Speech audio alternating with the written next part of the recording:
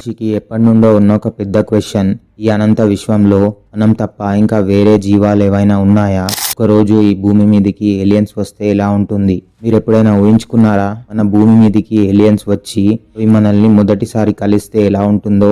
ఆ రోజు చరిత్రలో ఒక గొప్ప డిస్కవరీగా నిలిచిపోతుంది. లేకపోతే అదే రోజు భూమి అంతం కూడా అవ్వచ్చు. వీడియోలో నిజంగా రేపే ఏలియన్స్ వస్తే ఏం జరిగే అవకాశం ఉంది అనేది స్టెప్ బై స్టెప్ ఊహించుకొని డిస్కస్ చేసుకుందాం. ముందుగా వాటితో మన ఫస్ట్ కాంటాక్ట్ ఎలా ఉండబోతుంది? అది డే టైం అయితే ఎవరి పనుల్లో వాళ్ళు బిజీగా ఉంటారు. చిన్నపిల్లలు అయితే స్కూల్స్లో ఉంటారు. ఇంట్లో ఉండే వాళ్ళు టీవీ చూస్తుంటారు, లేకపోతే వారి పనుల్లో వాళ్ళు బిజీగా ఉంటారు. అంతా చీకటి అయిపోతుంది.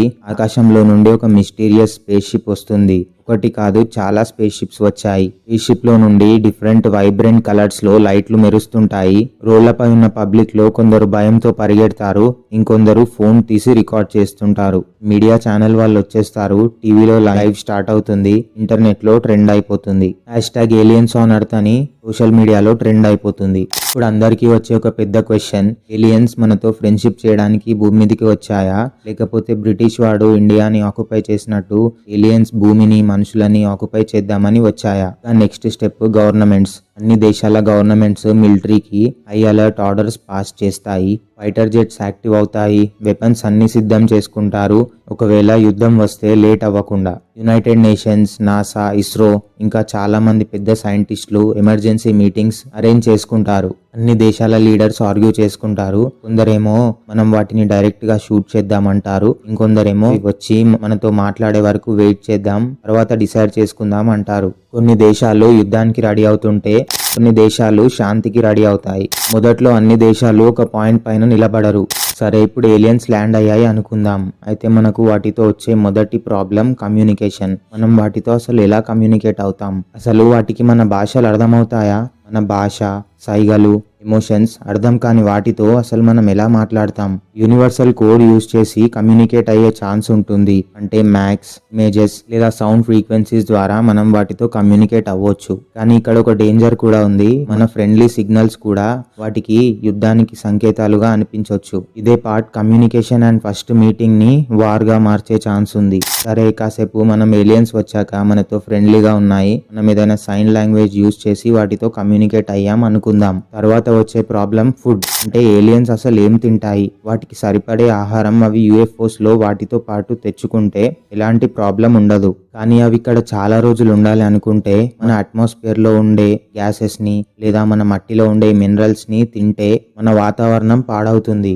ఒకవేళ అవి జస్ట్ సన్లైట్ అండ్ రేడియేషన్ తో కూడా సర్వైవ్ అవ్వచ్చు. ఒకసారి ఇలా ఇమాజిన్ చేసుకోండి, అవి సైజ్ లో చాలా పెద్దగా ఉండి అవి చెట్లను, నీటిని లేదా వేరే జంతువులను డైరెక్ట్ గా తినేస్తే మనుషులు కూడా వాటి మెనూలో యాడ్ అవుతారు. ఒకవేళ వాటి ఆహారపు అలవాట్లు మన ఆహారపు అలవాట్లతో సింక్ అవుతే మన ఎకోసిస్టమ్ అంతా డిస్టర్బ్ అవుతుంది. అసలు ఏలియన్స్ ప్రశాంతంగా ఉంటాయా లేదా వాటి వల్ల మనకు డేంజర్ ఉందా? ఈ విషయాన్ని మనం 2 సినారియోస్ గా డిస్కస్ చేసుకుందాం.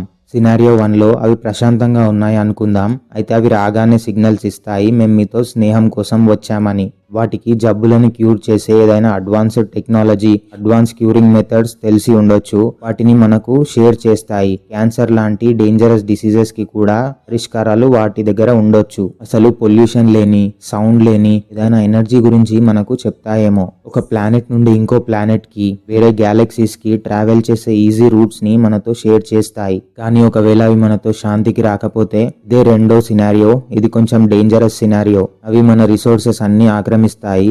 సముద్రాలు, అడవులు, మినరల్స్, మన భూమి అంతా వాటికి ఒక ఫ్యాక్టరీ లాగా మారిపోతుంది. సిటీస్ ని నాశనం చేయొచ్చు. మానవ జాతి అంతమవుతుంది. మనం ఈ సినారియోని ఇంకొద్దిగా ఎక్స్పాండ్ చేసుకుందాం. ఒకవేళ నిజంగా యుద్ధం వస్తే మనం వాటితో ఎలా ఫైట్ చేస్తాం? ఏలియన్స్ మన పైన అటాక్ చేస్తే మనం వాటి నుండి మనల్ని మనం ఎలా కాపాడుకుంటాం? ఒకవేళ వాటి దగ్గర కల్కి సినిమాలో చూపించినట్టు ఏవైనా అడ్వాన్స్డ్ వెపన్స్ ఉంటే మన దగ్గర ఉండే మిసైల్స్, ఫైటర్ జెట్స్ ఏవి పనికిరావు. మన వాళ్ళు గొరిల్లా టాక్టిక్స్ యూజ్ చేయాలి అండ్ అండర్ గ్రౌండ్స్ లో టన్నల్స్ క్రియేట్ చేసి ఏదైనా కొత్త వార్ స్ట్రాటజీని కనిపెట్టాలి. సైంటిస్టులు మనుషులందరూ ఏలియన్స్ టెక్నాలజీని హ్యాక్ చేయడానికి ప్రయత్నించి వాటి యుఎఫ్ఓస్ ని మెషిన్స్ ని హ్యాక్ చేస్తారు. కానీ ఇక్కడ ఒక పెద్ద ట్విస్ట్ ఏంటంటే మనుషులందరూ కలిసి ఏలియన్స్ తో యుద్ధం చేస్తారా లేదా డివైడ్ అయ్యి యుద్ధం చేస్తారా? ఒకవేళ డివైడ్ అయ్యి యుద్ధం చేస్తే మాత్రం ఏలియన్స్ తో మనం గెలిచే ఛాన్స్ తక్కువగా ఉంటుంది. ఒకవేళ అన్ని దేశాలు ఒక పాయింట్ పైన నిలబడి కలిసి ఏలియన్స్ తో యుద్ధం చేస్తే మనం గెలవడానికి అవకాశం ఎక్కువగా ఉంటుంది. ఇక ఇలా కలిసి యుద్ధం చేస్తే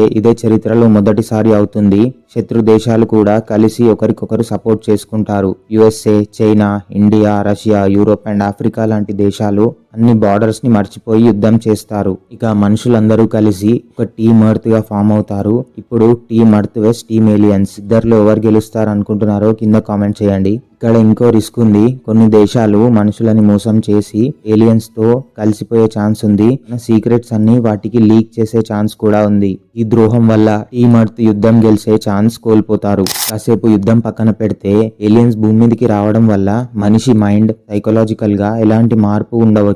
అన్ని మతాల పెద్దలు, దేవుణ్ణి నమ్మే వాళ్ళు ప్రేయర్ చేయడం, పూజలు చేయడం స్టార్ట్ చేస్తారు. దేవుడి పైన నమ్మకం ఇంకా ఎక్కువగా పెరుగుతుంది. మమ్మల్ని కాపాడు దేవుడా అంటూ ప్రార్థన చేస్తారు. అదే దేవుడిని నమ్మని వారు అంటే నాస్తికులు దేవుడు అస్సలు లేడు, ఏలియన్స్ మాత్రమే ఉన్నాయి అనేది స్ప్రెడ్ చేస్తారు. సైన్స్ లో కొత్త మార్పులు వస్తాయి. స్కూల్ టెక్స్ట్ బుక్స్ లో స్టార్స్ గురించి, మ్యాథమెటిక్స్ అండ్ ఏలియన్స్ యొక్క బయాలజీ కూడా ఇంక్లూడ్ చేస్తారు. ఇక అర్త్ ఫ్యూచర్ ఏలియన్స్ వల్ల ఎలా మారొచ్చు అనేది 3 రకాలుగా అంచనా వేయొచ్చు.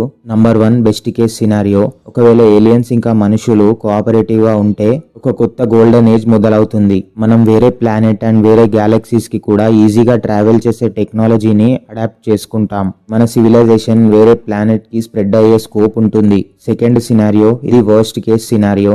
ఏలియన్స్ మనుషులతో కోఆపరేటివ్ గా లేకపోతే మనుషులు డివైడ్ అవుతారు, సివిలైజేషన్ డిస్ట్రాయ్ అవుతుంది. భూమిని ఏలియన్స్ ఆక్యుపై చేసి వాటికి ఒక కాలనీ లాగా మార్చుకుంటాయి. అండ్ ఇంకో scenario, the neutral case scenario. ఇందులో ఏలియన్స్ భూమిపైకి వచ్చి మన గురించి స్టడీ చేసి మనం వాటితో కలవడానికి ఇంకా సిద్ధంగా లేమనుకొని మనం చూడక ముందే తిరిగి వెళ్ళిపోవచ్చు. సో ఫైనల్లీ ఏలియన్స్ ఏదో ఒక రోజు భూమిపైన ల్యాండ్ అవుతాయి. ఆ రోజు హ్యూమన్ హిస్టరీలో ఒక పెద్ద టర్నింగ్ పాయింట్ గా నిలిచిపోతుంది. కానీ అసలు మనం వాటిని కలవడానికి సిద్ధంగా ఉన్నామా అనేది ఒక పెద్ద క్వశ్చన్. ఈ వీడియో నచ్చితే లైక్ చేసి మీ ఫ్రెండ్స్ కి షేర్ చేయండి. అండ్ ఏలియన్స్ నిజంగా ఉన్నాయా అనే టాపిక్ మీద నా ఛానల్లో ఇంకో వీడియో చేశాను, ఆ వీడియో కూడా చూసేయండి.